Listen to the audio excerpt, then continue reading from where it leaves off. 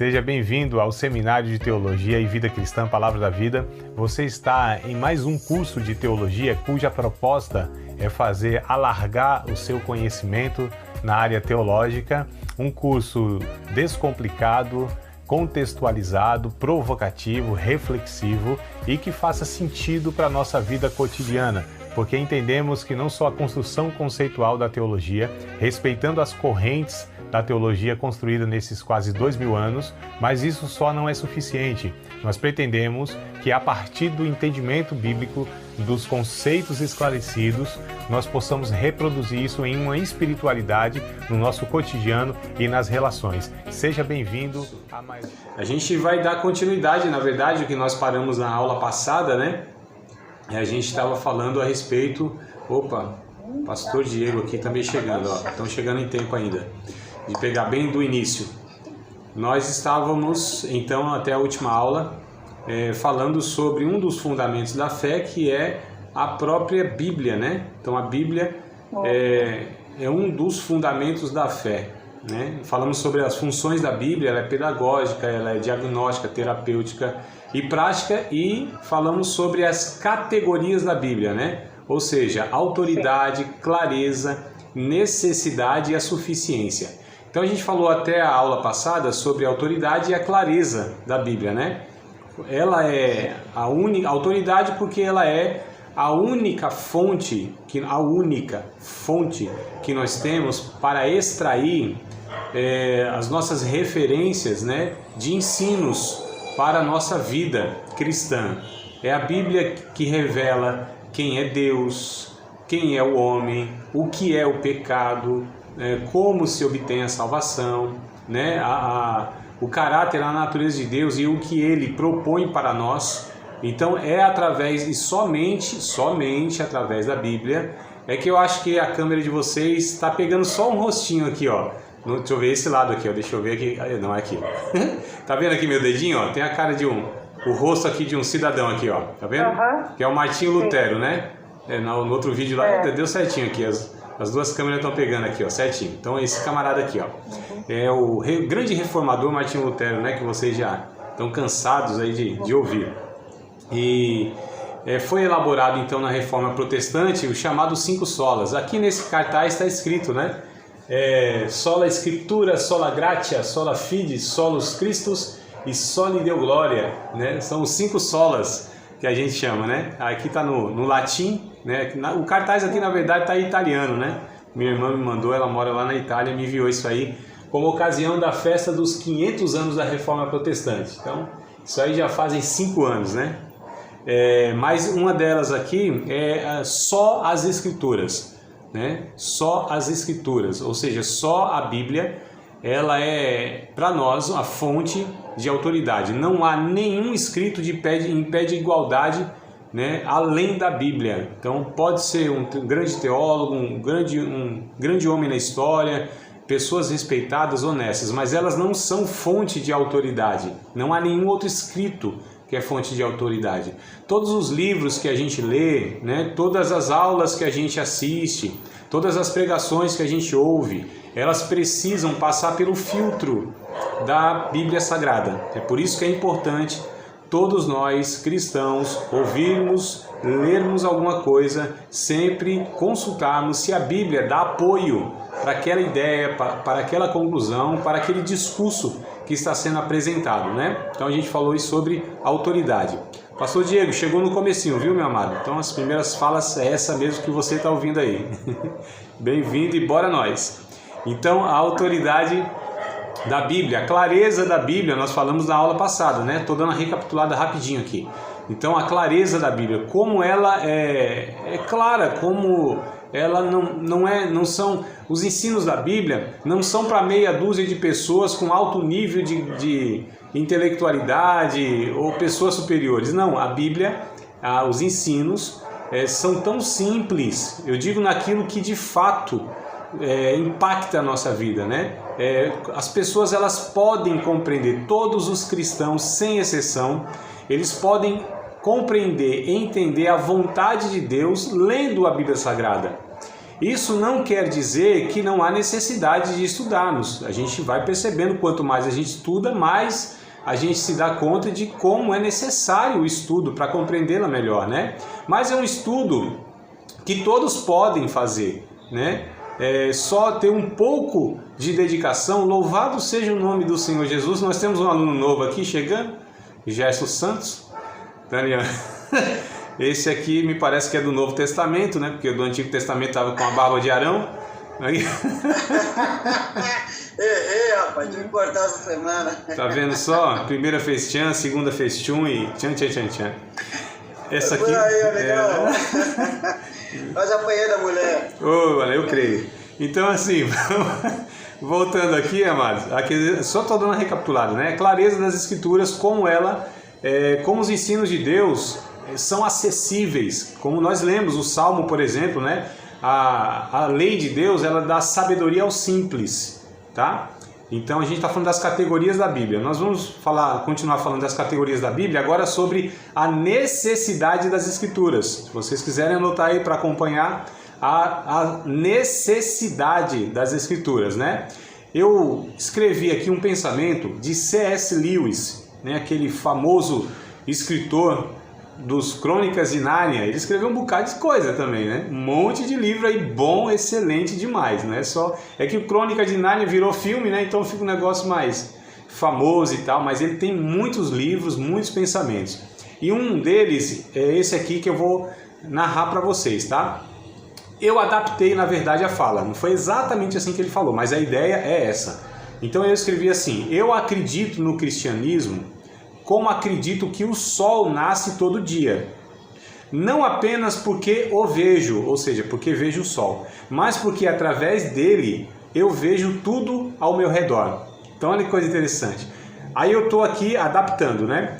Nós cremos na Bíblia porque não é porque nós vemos, não é porque nós a lemos, é porque através dos seus ensinos, é isso que eu estou parafraseando de C.S. Lewis, através dos seus ensinos, através do que a Bíblia revela, nós podemos discernir, fazer a leitura, conhecer exatamente todas as coisas.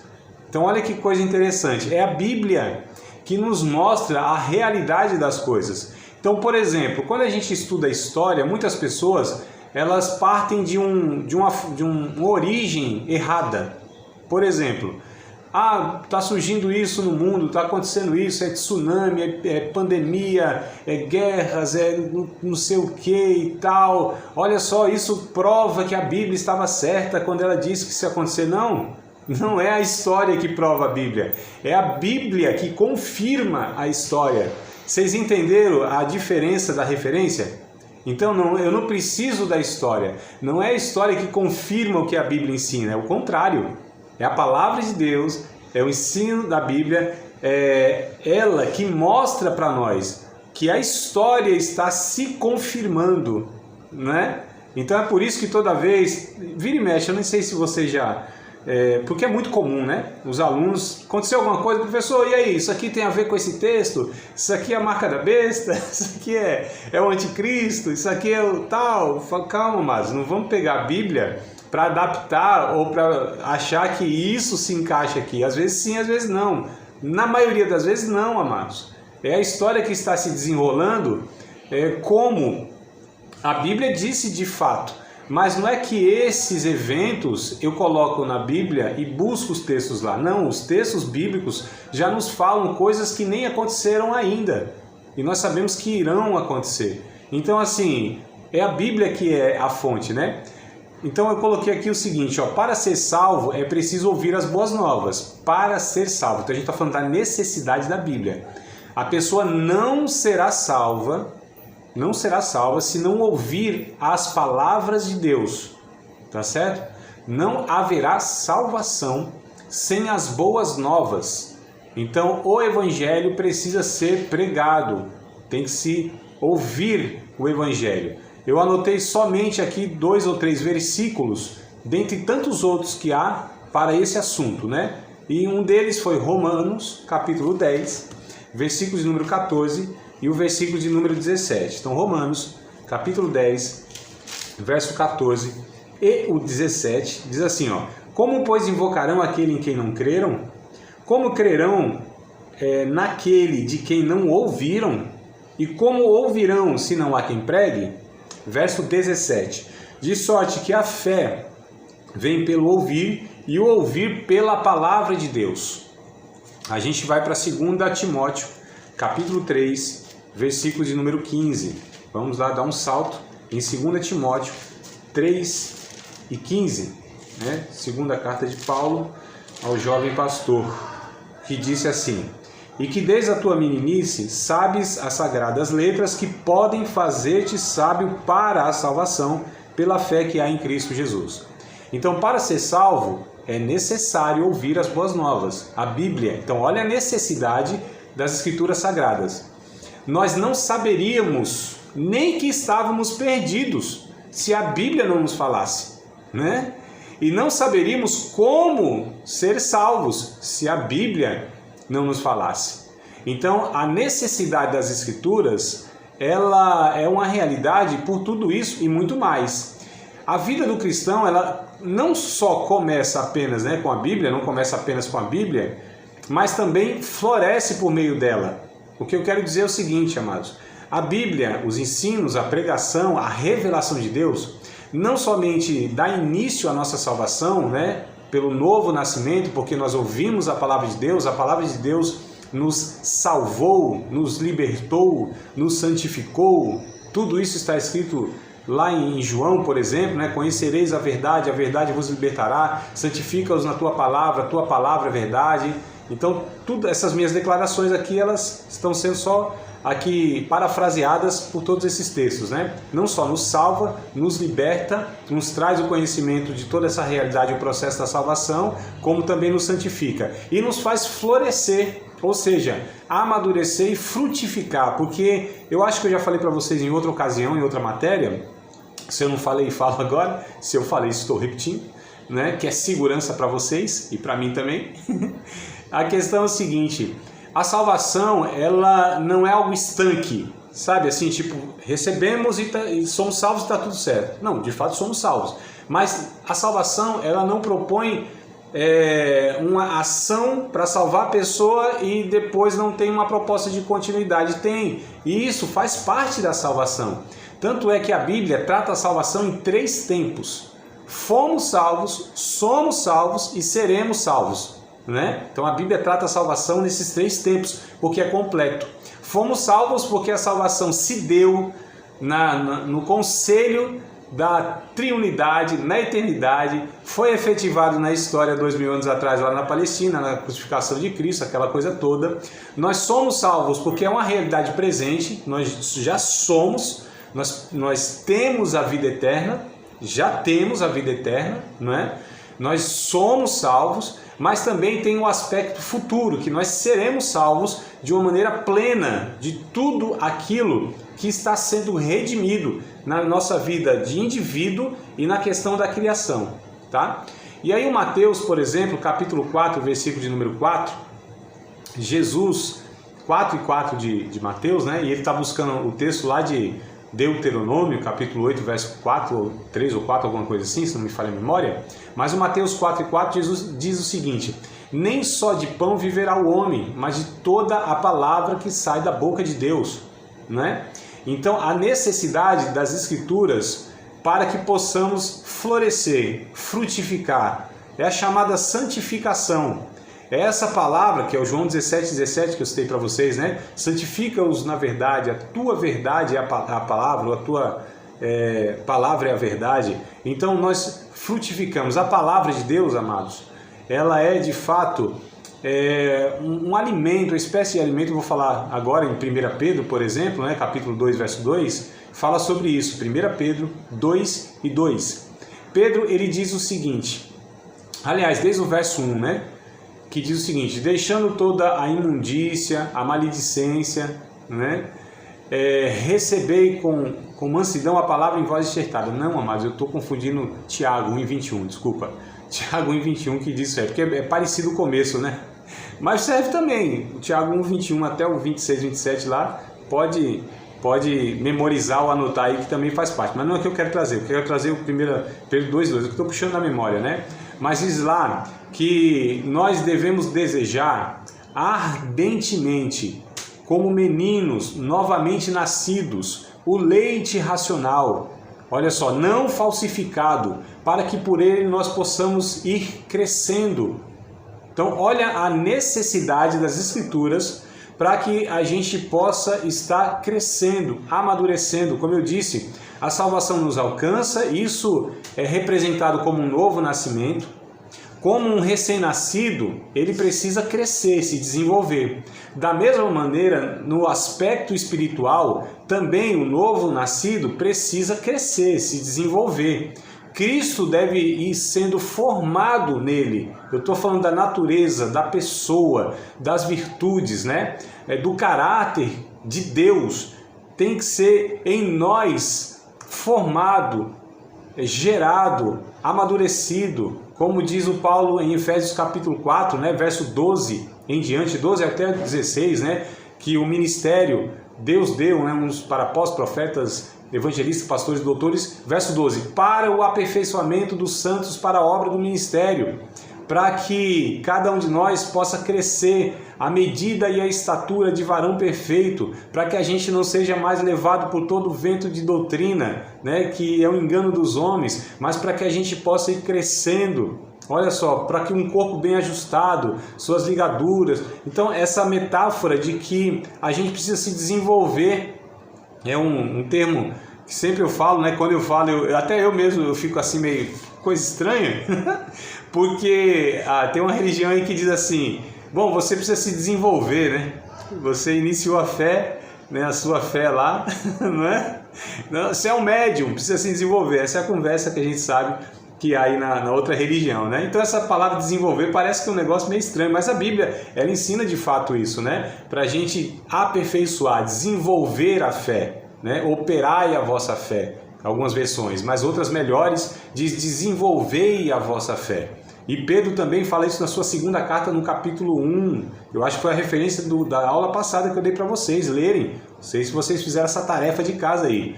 Viu, Valdir? Valdir, eu falei isso aí também. Tu que chegou agora, eu sei que... né? Mas vamos lá, olha.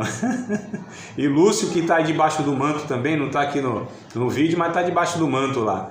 Está ali só no áudio. Então, ó, 2 Pedro, capítulo 1, versos 5 ao 8. A gente percebe essa proposta. Pedro, a primeira e a segunda carta, o tema é isso, é novo nascimento, é aperfeiçoamento, uma vida de crescimento espiritual, né? O tema que Pedro aborda nas suas duas cartas gira em torno dessa questão. Então a gente percebe aqui que a Bíblia ela é necessária para todo esse processo. É por isso, meus queridos, é por isso, minhas queridas, é por isso que muitas vezes a gente percebe quantos irmãos, mesmo frequentando a igreja durante anos e anos, frequentando todos os cultos quase que diariamente, muitos desses nossos irmãos, eles não são aperfeiçoados, amadurecidos, né? A gente não percebe um crescimento. E eu já falei também nesse sentido que nós acharíamos muito estranho se a gente vê uma pessoa hoje, né? Uma pessoa assim, uma criança de 5 anos, 4, 5 anos, se a gente vê ela hoje, essa criança, 4, 5 anos, e daqui 10 anos a gente se encontra com essa criança e não vê nela nenhuma evolução, não fala direito, né? Não tem ainda uma estrutura psicológica, tá certo? Seu conhecimento é muito pouco, tem dificuldades, né, com a vida, porque é uma criança, não tem a experiência da vida. E se a gente vê-la depois de 10 anos, ou seja, com uns 15 anos, e a gente vê que ela não evoluiu nada, a gente fala, opa, tem algum problema sério com essa criança. Tem que levar no médico, tem que ver o que está acontecendo. Está do mesmo tamanho, tem a mesma estatura, a mesma mentalidade.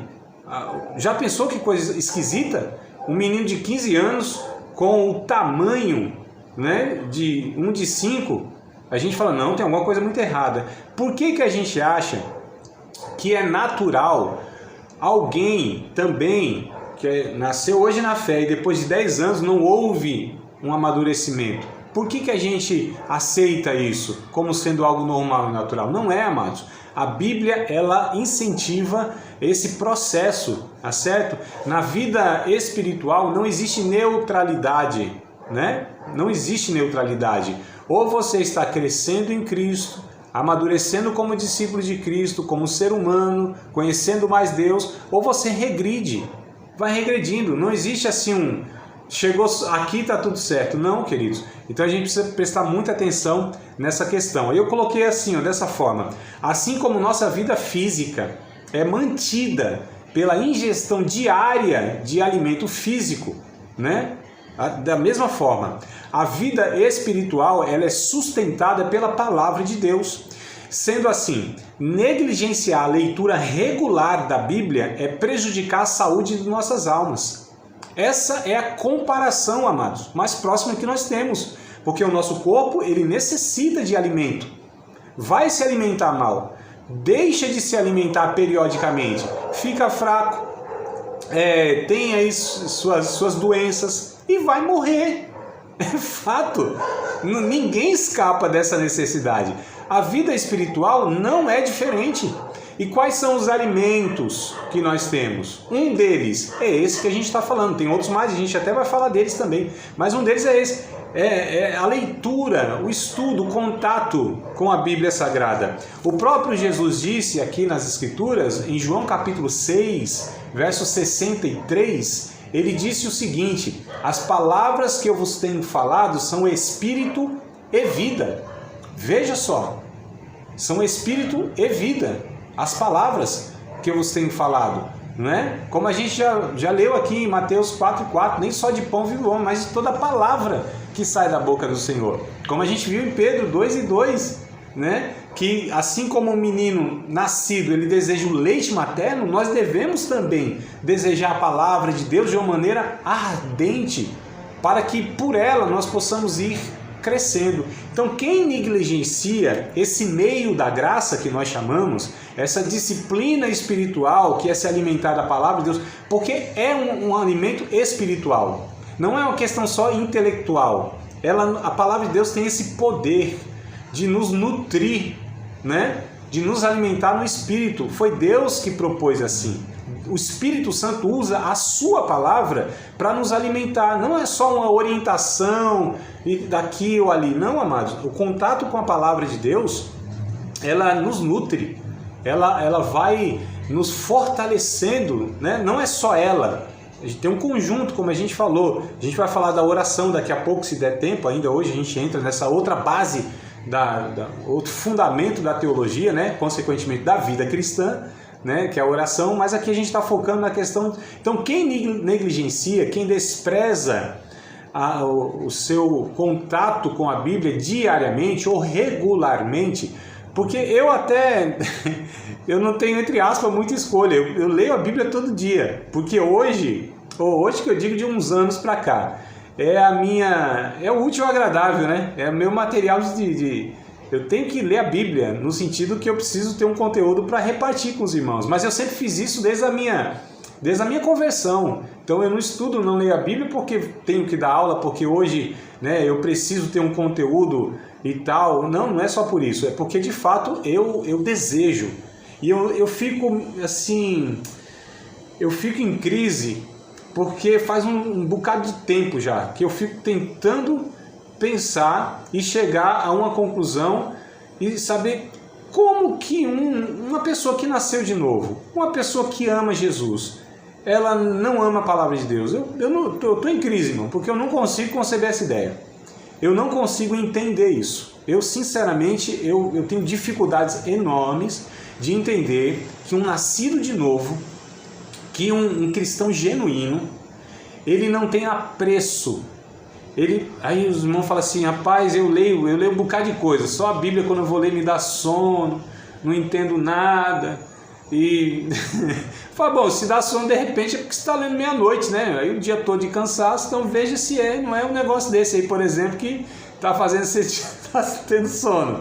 Não entendo nada. Fala, tudo bem, até entendo que você não entenda, mas procure entender, procure saber.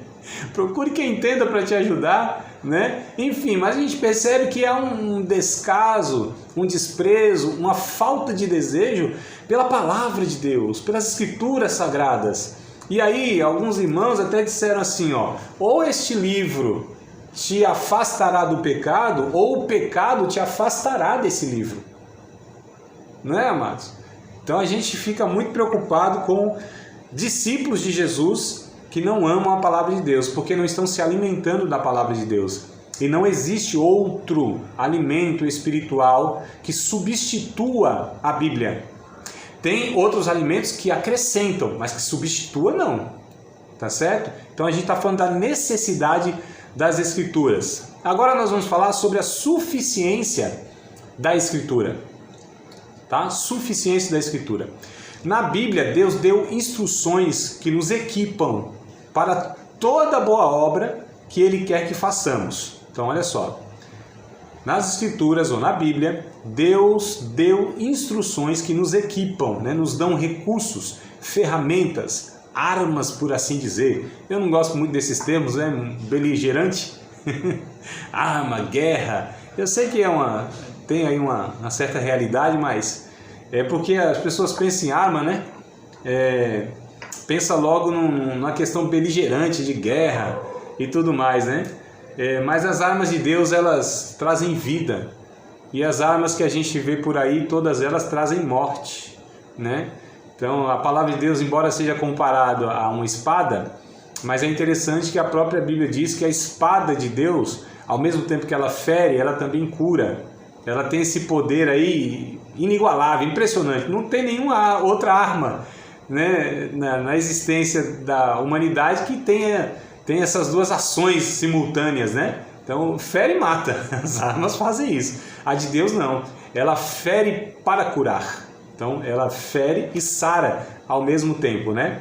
Por isso que eu não gosto muito, às vezes, da ideia de arma, porque... Mas, enfim, são os recursos, né? E isso está em 1 Timóteo, capítulo 3, versos 16 e 17, que nós lemos, mas para extrair outros aspectos lá do texto, né? Mas 1 Timóteo 3, 16 e 17 vai nos falar isso, né? Que as Escrituras, elas nos preparam para toda boa obra. Ela é nossa única regra de fé e prática, como a gente já falou. Devemos nos calar quando a Bíblia se cala e falar quando ela fala. Precisamos tomar cuidado para não dar ênfase onde a Bíblia não dá e dar ênfase onde ela dá, não é? O que eu estou querendo dizer aqui com essas palavras é o seguinte: primeiro, onde a Bíblia fala, onde ela tem resposta, onde a Bíblia nos revela a vontade de Deus, a gente então usa isso para falar. Onde a Bíblia não fala, a gente se cala. É mais honesto eu, como professor, como cristão, como irmão em Cristo, dizer assim, ó, eu penso que é assim.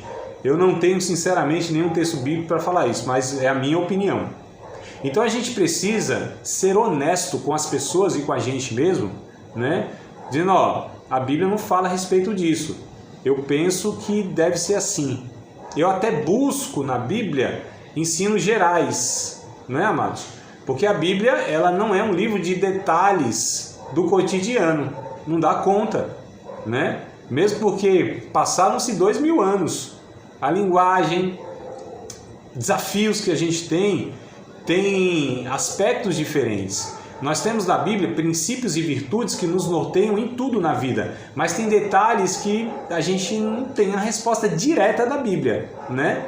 E aí tem pepino que ficou, o abacaxi que ficou pra gente descascar com a faca cega. Não é, amados? Mas assim, então ela fala, a gente pega a Bíblia e fala, não, a Bíblia fala. A Bíblia não fala, eu me calo, tá? Então é isso que a gente precisa fazer. Agora, por que eu estou falando isso? Porque muitas vezes, queridos, como a gente está falando de fundamentos, então a gente constrói a nossa vida, né, com essas bases. Tem muitos irmãos, muitos líderes cristãos, teólogos, pastores, pregadores, professores, etc., que muitas vezes eles querem forçar o texto bíblico para adaptar o seu pensamento. E a Bíblia, ela não deve ser usada dessa forma, não é? Eu não devo pegar aquele texto bíblico e ali, sabe, querer extrair. Eu não leio a Bíblia procurando alguma coisa para apoiar o que eu tenho como conclusão. É o contrário. né? É o contrário. Então, assim, isso a gente aprendeu na hermenêutica. Lembra de exegese e exegese? Quem lembra disso aí, amado? Desse conceito. Exegese é onde a gente extrai, né, o texto bíblico, e exegese é onde a gente impõe ou coloca no texto bíblico.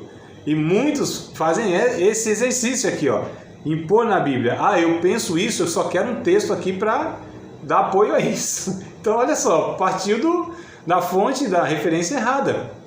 Não é? Não foi daqui que tem que partir, não é daqui que tem que partir a ideia, é do texto bíblico. E aí eu trago ela para a minha compreensão, e ela muda a minha compreensão se for necessário.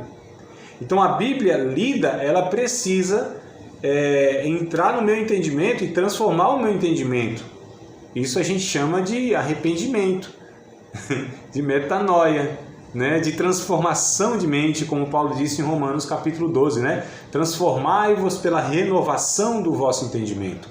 Então, a Bíblia ela é suficiente para estar transformando o nosso entendimento. Amados, nós precisamos deixar ser transformados pela Bíblia. Eu preguei ontem aqui na minha igreja e disse isso, amados, eu li a Bíblia para vocês quando expus o texto. Agora a Bíblia está nos lendo. Então a gente lê a Bíblia e ela precisa nos ler, né? Muitos querem ler a Bíblia, mas não deixa ser lido pela Bíblia. Então é a Bíblia que tem que fazer o scanner em nós, assim, ó, e identificar em nós. Então muitos de nós temos o hábito de ler a Bíblia, mas não ser deixado ser lido por ela, tá? Então é isso que eu quero falar aqui. Ela se cala, nós nos calamos. Ela fala, nós falamos. Esse deve ser aí o comportamento adequado. Não devemos ter outra fonte autoritativa além dela, né? Como também não devemos ter por base a cultura, tradição denominacional ou nossos gostos pessoais para fundamentar opiniões doutrinárias. Vou repetir aqui porque eu acho isso aqui muito importante, tá? E eu vejo que isso é feito, é por isso que eu estou trabalhando essas ideias, amados, tá? É o seguinte, não devemos ter por base a cultura. Então, assim, nem tudo que há na cultura é errado, é demoníaco, nem tudo. Mas a gente precisa ter muito cuidado, né? Porque a cultura, muitas vezes, que ela nos forma, o que eu estou me referindo quando eu falo de cultura? Toda a maneira de pensar, de concluir as coisas, o que nos foi ensinado, o que é certo e o que é errado, as categorias. E a gente precisa identificar, porque nas culturas diversas que existem, né? E tem culturas de fato que elas têm pressupostos, referências diferentes. Eu acho que eu já dei o exemplo para vocês em outra ocasião, que é a seguinte, por exemplo, a nossa noção de futuro está para onde? Para frente ou para trás? Para frente, não é? Para trás para nós é o quê? É o passado. E para frente para nós é o futuro. Não são essas referências que a gente usa, né? Para falar, ó, futuro, na frente, ó, passado, ficou para trás.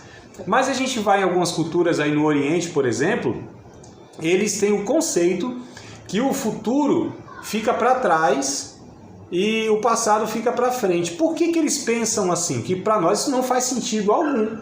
Mas olha só como é uma construção cultural. Porque na cabeça, no conceito dessas pessoas, né, das pessoas que vivem nessa cultura, o que é futuro não é conhecido ainda.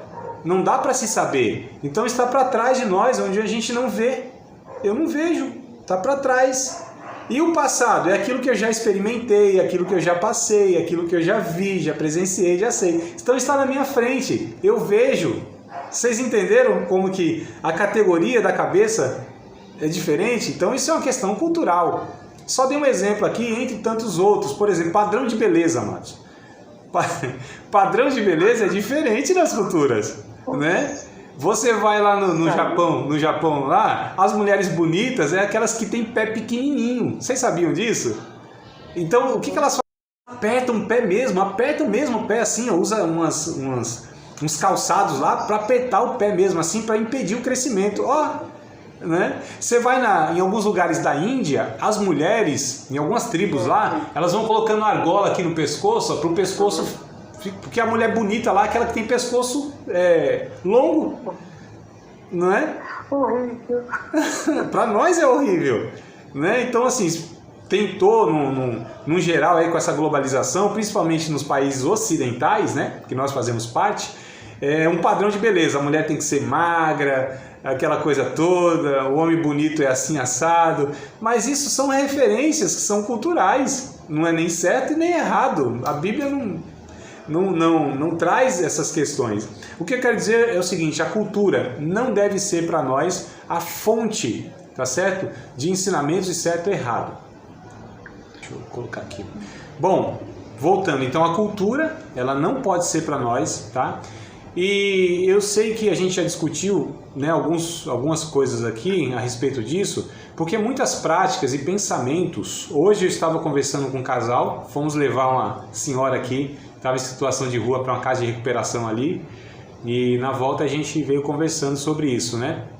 Que tem muitas práticas que são culturais e a gente toma isso como sendo uma doutrina. E o pior, a gente pensa que o outro, se não faz daquela forma, está pecando, está errando, e a gente julga essa pessoa ainda, né? Eu estava falando da questão, por exemplo, de bebidas, que é muito mais cultural do que doutrinário, né? Algumas questões aí. A questão de alguns ritos que a gente faz são muito mais culturais também do que doutrinário. E a gente tem essas coisas porque elas estão aí. A gente pensa, não, sempre foi assim, a Bíblia ensina assim. Aí quando a gente vai para as Escrituras, isso não tem base bíblica.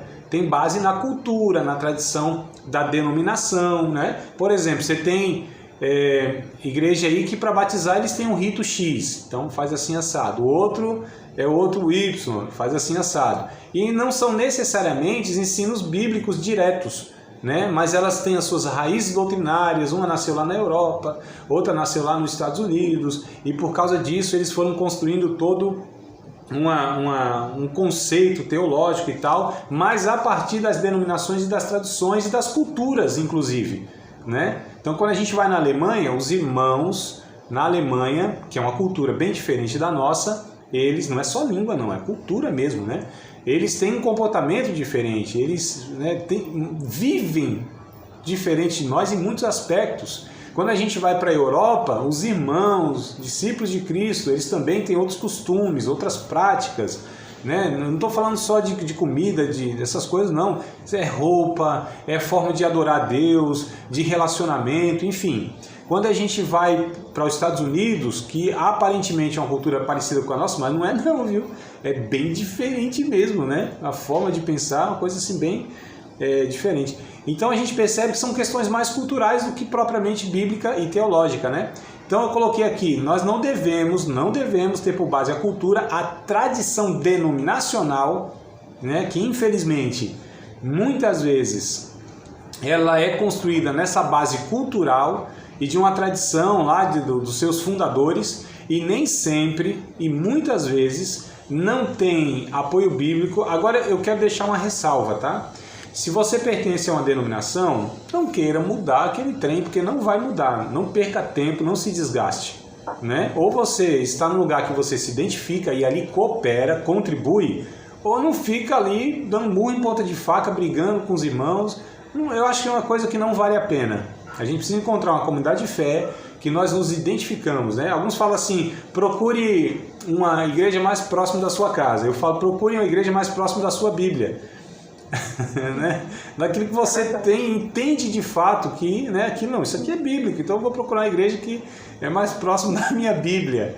E eu não estou dizendo que outras não são, mas tem umas que levam isso a ferro e a fogo, irmãos, a ponto de disciplinarem irmãos, né, porque não acreditam ou não fazem exatamente daquela forma, né? Então, quando a gente vai ver, não são coisas nem relevantes nem bíblicas. Então a gente tem que ter muito cuidado, porque uma tradição denominacional, ela é passível de críticas, ela é passível de mudanças, inclusive, né? De transformações, não tem problema nenhum se não é a doutrina bíblica, mas é uma doutrina de... Se a gente fizer uma avaliação honesta, nós vamos chegar a uma conclusão assim, muito fácil e muito clara, de que há 30 anos atrás, nenhuma denominação de hoje, ela permanece com seus costumes. Por quê? Eram questões sociais, né? Eram questões culturais e denominacionais. Muitas mudaram porque estavam erradas, porque não é doutrina. Doutrina é imutável. mas o ensinamento de homens pode ser mudado. E eu nem estou falando que é pecado, que é ruim, como Jesus condenou lá doutrinas dos homens. Eu estou dizendo que o comportamento social ele muda sim, amados, não é? Por exemplo, a sociedade, eu estou falando, não era crentes não, você tinha uma forma de vestir, era a roupa chamada de social, por isso que a roupa, essa aí mais formal, é chamada de social, porque a sociedade vestia, né? Os homens chapéus, né? Terno e gravata, isso era qualquer um, amado, inclusive era adolescentezinho, era criancinha, era todo mundo.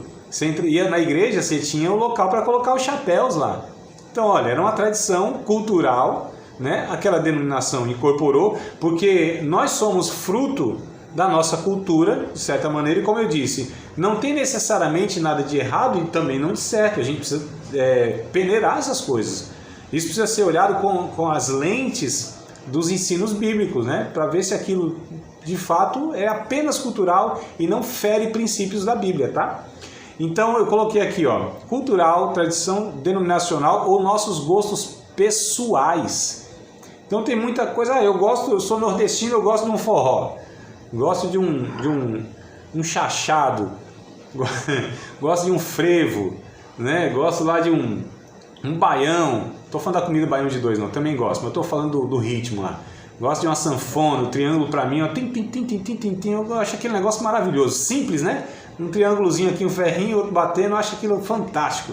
Gosto bastante do acordeon, eita sanfona que faz é complexo aquele negócio para tocar. Esse é meu gosto, como nordestino. Tô falando teoricamente, não é que eu gosto exatamente, não. Aí, de repente, eu sou um paulista, né? Mas um paulista hoje está meio difícil de encontrar em São Paulo, mas, sei lá, gosto de outro ritmo, né?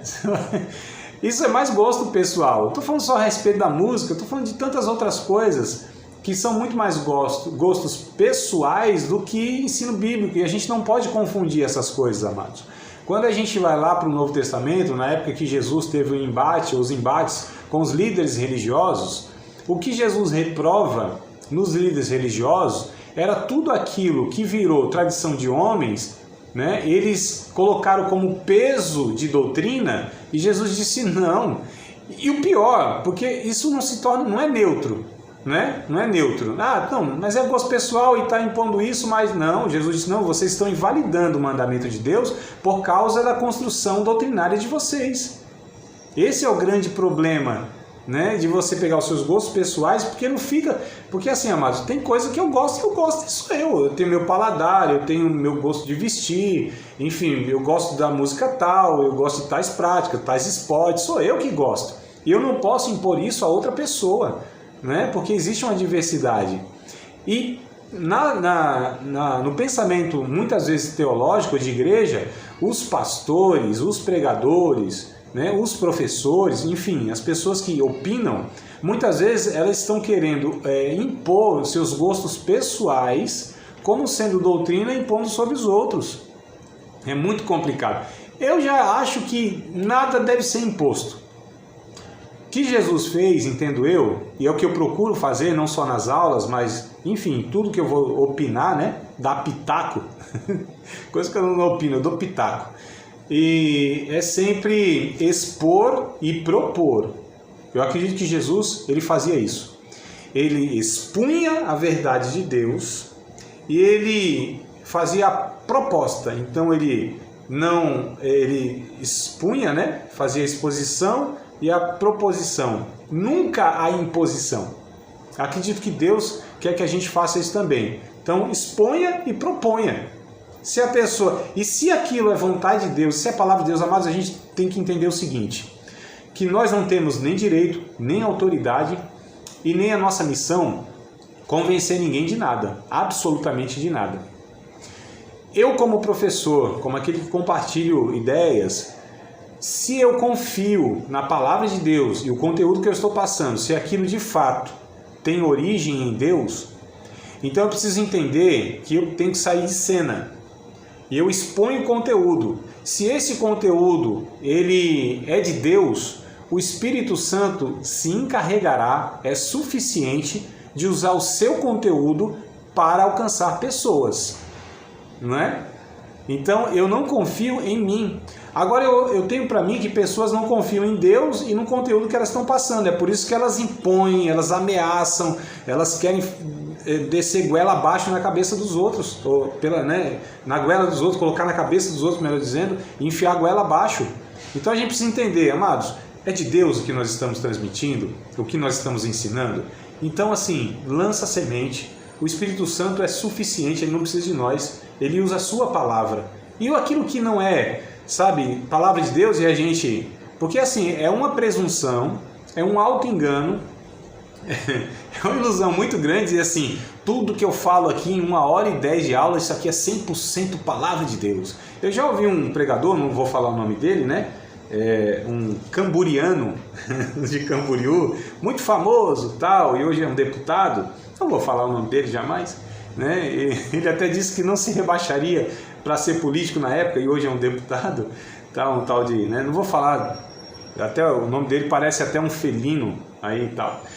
E aí um dia na pregação ele disse assim: todas as palavras minuciosamente que saem da minha boca são inspiradas pelo Espírito Santo. Eu falei, meu Deus do céu, o homem doidou, tá chapado, doidão, louco, 13. Né, amado? Então a gente prega. Ontem eu preguei, sei lá, uns 50 minutos na minha igreja. Eu estou compartilhando com vocês aqui 1 hora de conteúdo. Daqui a pouco eu vou falar mais 1 hora e pouco ali para um outro pessoal. Então, assim, eu sei que 100% desse conteúdo pode ter, e tem de fato, né, coisas que... E eu não estou falando que eu faço isso intencionalmente. Eu estou dizendo que nós, seres humanos, com mais honestidade que a gente tenha, com mais esforço, sinceridade que a gente empregue para estar compreendendo a palavra de Deus e compartilhando, há ruídos, amados, em nós. Senão nós seríamos inspirados como foram os apóstolos, nós não somos. Esse engano que o Espírito Santo, né, a gente pega muito Deus como um álibi, né? Dizendo assim, não, Deus está mandando eu falar, assim diz o Senhor. Eu fico muito preocupado, amados, quando pregadores e irmãos, eles colocam Deus no meio, né? Nesse sentido, precisam colocar Deus no meio para validar a sua fala.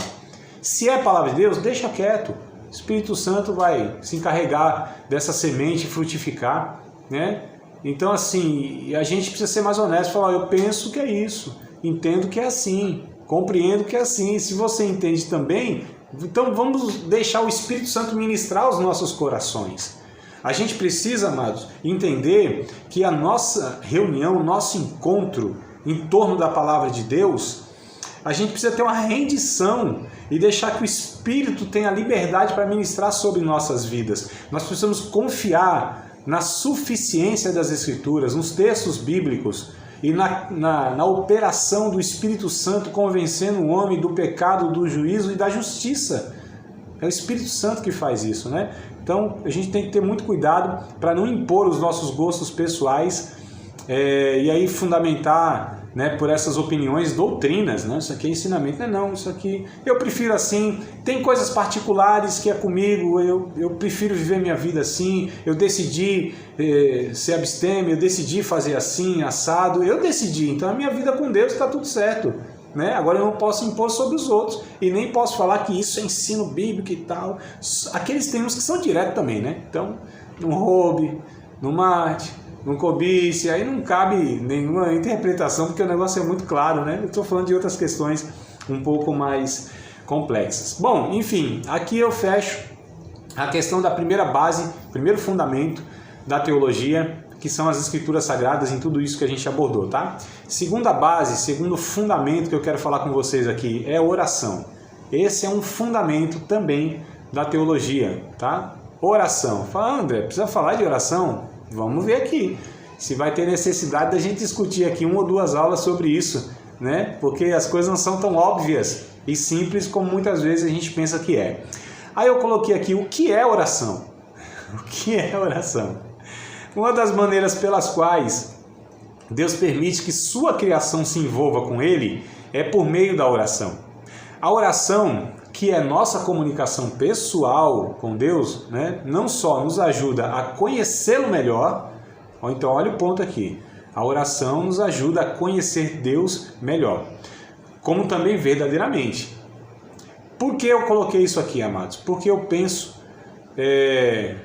que essa conclusão aqui ela é interessante. Porque o que nos é ensinado é que a oração, ela é não só principal, mas me parece que é o ensino de fato que se tem, que a oração é um meio para pedir, para conseguir coisas de Deus, não é? Não é que na oração a gente não deve pedir, não é isso. Mas a oração tem uma finalidade última, principal. Tudo o resto é secundário. Qual é a finalidade da oração? Para que a gente mantenha um relacionamento pessoal com Deus. Pessoal, amados. Deus se relaciona, não é no atacado não, Deus não se relaciona com uma figura, para que essa figura se relacione com os outros como o sacerdote da antiga aliança. O sacerdote da antiga aliança era o que fazia a ponte, né? Era o pontífice, como o Papa se denomina, né? Pontífice, aquele que é a ponte entre Deus e os homens. Olha só que arriscado o homem falar que é isso, né? Que é o sumo pontífice, esse é o título do Papa, né? Sumo pontífice, quer dizer, aquele que é o último que faz a ligação entre Deus e os homens, ó. Então o Papa tá poderosão, hein? Mas no meio gospel, evangélico, a gente também tem uns loucão assim, né? Tem uns doidos que pensam que ele é o vaso de Deus, ele é o sacerdote de Deus, ele é o canal porque Deus fala para alcançar o outro. Sendo que o Novo Testamento, que é a nova aliança, que nós vivemos sob esse novo pacto de Deus conosco, né? A antiga aliança já fala, é antiga, é ultrapassada, é obsoleta, caducou. O texto de Hebreus vai falar, caducou. Dependendo da versão, a versão boa vai trazer esse termo, né? Caducou, ficou caduco. Então assim, ó, o Antigo Testamento, lógico, só aquilo que dá continuidade no Novo Testamento, e isso não tem continuidade no Novo Testamento, ou seja, a antiga aliança como uma figura que é o sacerdote. Porque no Novo Testamento, 1 Pedro capítulo 2, versículo de número 5, me ajudem aí se vocês acharem, não for, tá? Estou dando aqui a referência, puxando na memória. 1 Pedro 2,5 e 2,9. Então, verso 5 e verso 9 do capítulo 2 de 1 Pedro. Vai dizer que nós, como pedras vivas, né, somos edificados casas espirituais para oferecer sacrifício a Deus, espirituais por Jesus Cristo, sacrifício a Deus. Verso 9. Nós somos um povo santo, geração eleita, sacerdócio real. Olha só, sacerdócio real. Então, nós pertencemos a uma aliança que todos aqueles que pertencem a essa aliança, todos os cristãos sem exceção, eles são sacerdotes de uma realeza, pertencem a um reino de sacerdotes, né? Quando a gente pega também o Novo Testamento, só que agora em Apocalipse, capítulo 1, ou é verso 6 ou é verso 7, eu acho que é o 6, ele vai dizer também que Deus nos fez reis e sacerdotes, e esses são para todos os cristãos. Como eu disse aqui da reforma, aquela coisa toda, um dos pontos da reforma protestante é o chamado sacerdócio universal. Um dos pontos lá, porque estava combatendo o que a Igreja Católica ensinava, que havia um sacerdote, ou que haviam clérigos, os sacerdotes, que eram os padres, aquelas coisas todas, né? E Martinho Lutero combateu isso, disse, não, a Bíblia ensina que o sacerdócio ele é universal. Todos nós somos sacerdotes, né? Falou, André, mas tá, qual a finalidade, qual o objetivo, qual o sentido de terem sacerdotes se a gente não intercede por ninguém, por outro? Não, primeiro, nós somos sacerdotes onde nós intercedemos uns pelos outros, mas mais do que isso, nós somos sacerdotes daqueles que ainda não são, porque nós intercedemos por aqueles que ainda não têm um contato com Deus, e aí sim nós somos o veículo e a ponte de Deus, porque o verso 9 do 1 Pedro 2 vai dizer, nós somos o sacerdócio, oh meu Deus, vós sois geração eleita, nação santa, povo adquirido, sacerdócio real, para anunciardes as virtudes daquele que vos chamou das trevas para a sua maravilhosa luz. Então, ó, o sacerdócio é para anunciar as virtudes do reino para aqueles que ainda não conhecem, né? Agora, entre nós, amados, não há necessidade de que ninguém seja essa ponte, tá certo?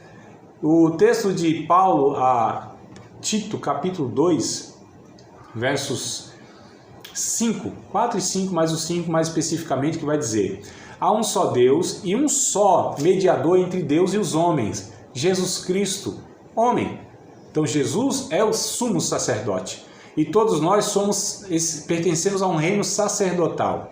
O que eu quero dizer é que a oração não é um meio para a gente conseguir coisas a Deus, nem ao nosso favor, nem a favor de ninguém, nesse sentido mais objetivo.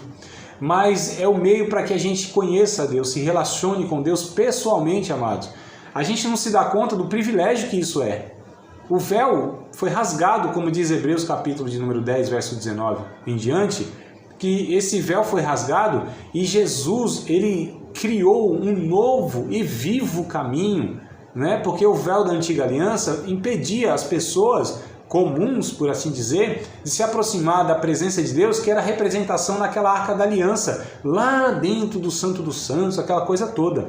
E quando Jesus morre, lá no templo de Jerusalém, esse véu foi rasgado de cima a baixo, ninguém rasgou.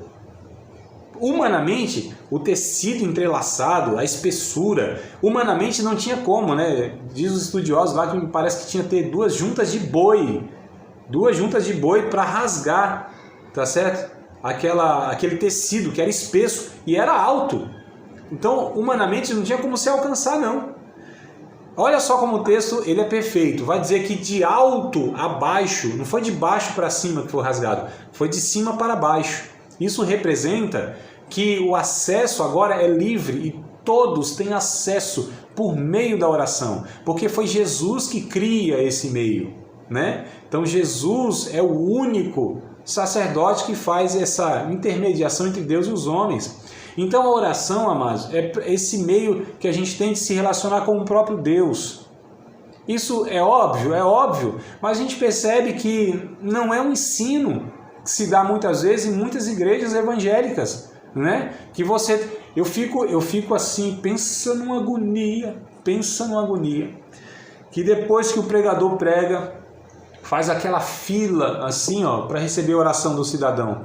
Fala, meu Deus do céu, o povo não absorve, não toma posse, porque a gente fala tanto toma posse, receba.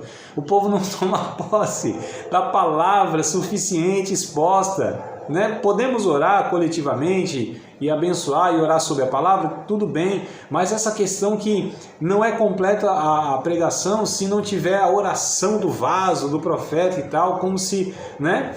É por isso que eu nunca oro, eu não oro por ninguém assim, se eu tenho condição de orar com a pessoa. Então nós oramos juntos, eu oro com a pessoa, só se não tem jeito, ela está distante, possibilitada, a gente ora e intercede por ela, mas porque a minha oração não é especial, não é melhor do que a dela, então nós devemos orar uns pelos outros e um com os outros, né?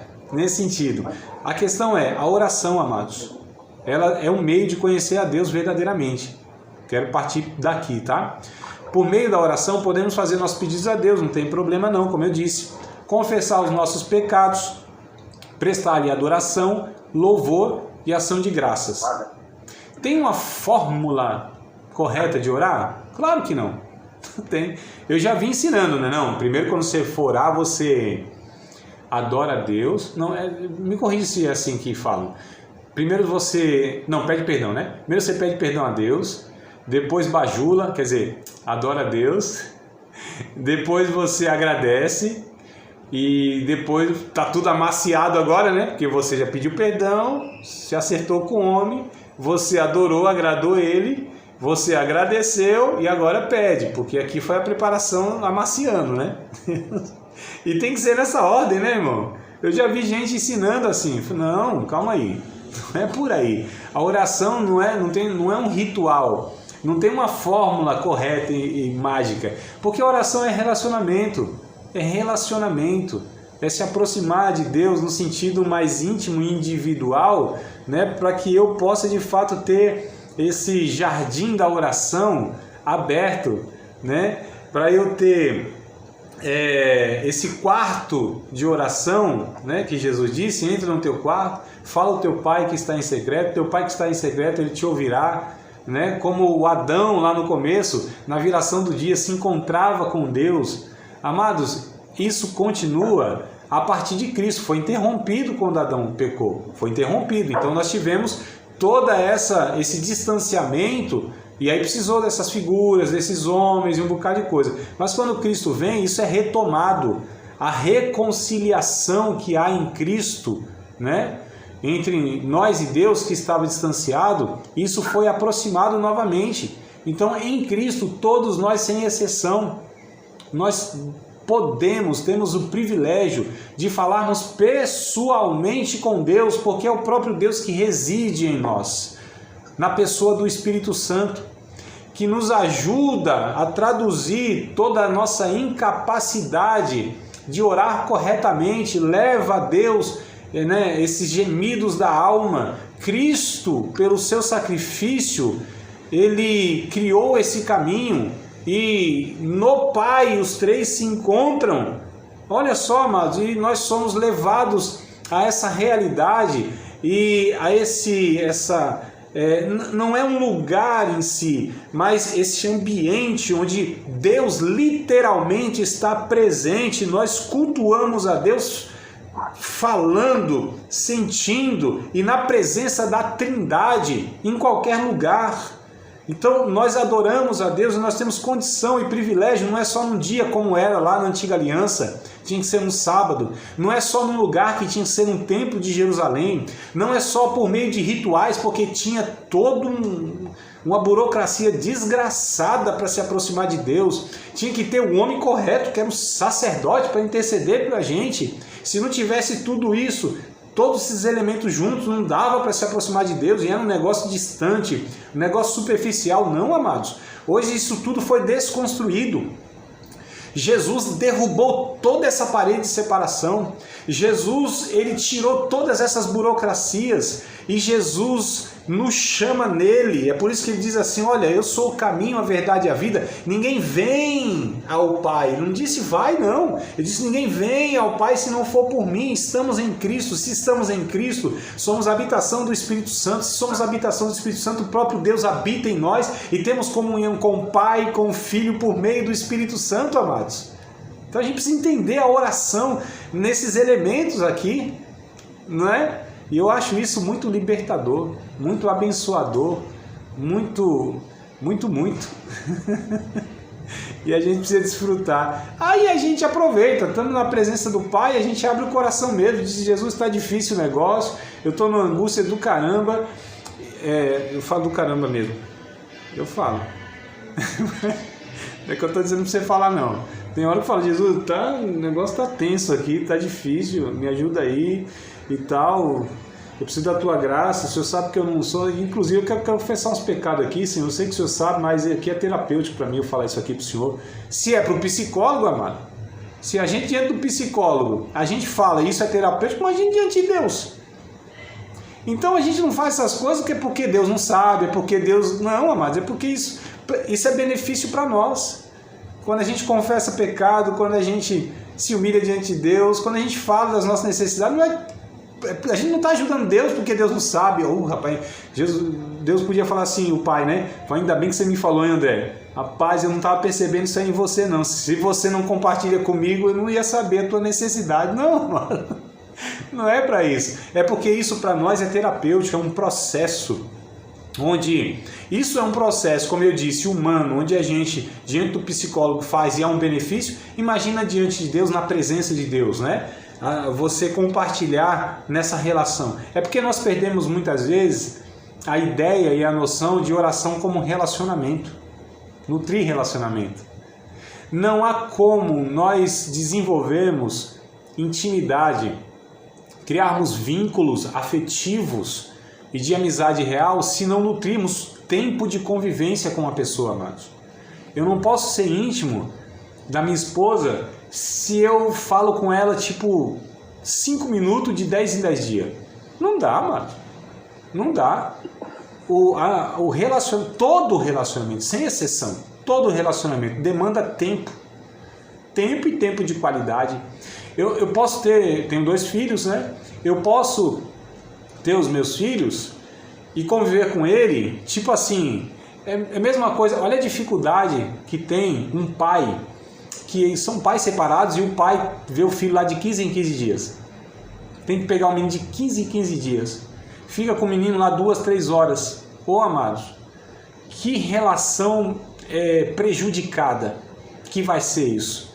Não há convivência, não há o dia a dia, não há o cotidiano, não há partilha, sabe, do desenvolvimento desde criança até a fase adulta e o resto da vida. Então nós devemos entender que a relação com Deus não é diferente, porque é uma pessoa e porque é um relacionamento. E eu não estou falando de apenas tempo, quantidade de oração, mas todo esse conceito e essa ideia de que estamos na oração, porque tem gente que tem, eu vou orar 2 horas todo dia, mas é de uma forma religiosa, mecânica, e não tem envolvido os elementos necessários para desenvolver um relacionamento.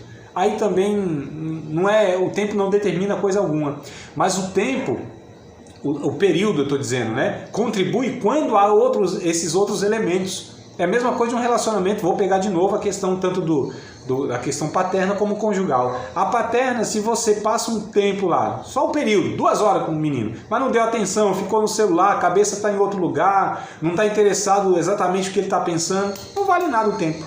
Com a esposa, mesma coisa. Pode passar lá 1 hora com ela. Estou aqui para te ouvir, meu amor. Essa DR boa que você quer no final da tarde.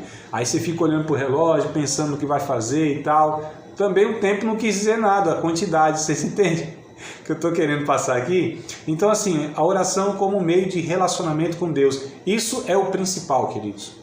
É o principal. O resto deriva disso, se desdobra disso, tá certo? Você acabou de participar de mais uma aula de um dos nossos cursos, Seminário de Teologia, Vida Cristã, Palavra da Vida. Espero que tenha te abençoado, não só alargado o seu conhecimento teológico, mas que tenha também atingido o teu coração para que você possa, a cada dia mais, reproduzir a vida de Deus nas suas relações cotidianas. Se você ainda não é aluno oficial de um dos nossos cursos, se inscreva aqui no contato que vai aparecer do WhatsApp. Também nos siga nas redes sociais, se inscreva no nosso canal, compartilhe à vontade e Deus